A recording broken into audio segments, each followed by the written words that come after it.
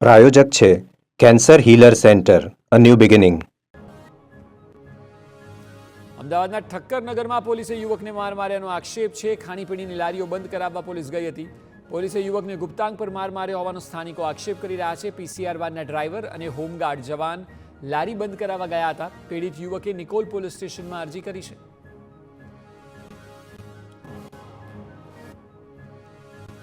સુરેન્દ્રનગરમાં hit and રનમાં વિદ્યાર્થીનું મોત થયું. ડમ્પરે સ્કૂલ વાનને ટક્કર મારતા 13 વર્ષીય વિદ્યાર્થીનું સારવાર દરમિયાન મોત નીપજ્યું. વાનમાં સવાર અન્ય 10 વિદ્યાર્થીઓને ઈજા પહોંચી છે. ખાનગી શાળાના વિદ્યાર્થીઓ સાંસ્કૃતિક કાર્યક્રમની પ્રેક્ટિસ બાદ પરત ફરી રહ્યા હતા.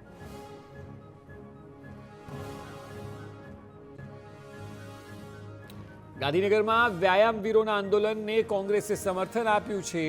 કોંગ્રેસના આગેવાનો સહિત કાર્યકરો પણ જોડાયા હતા. આંદોલનમાં સતત 15 દિવસથી વ્યાયામવીરોનું આંદોલન યથાવત છે.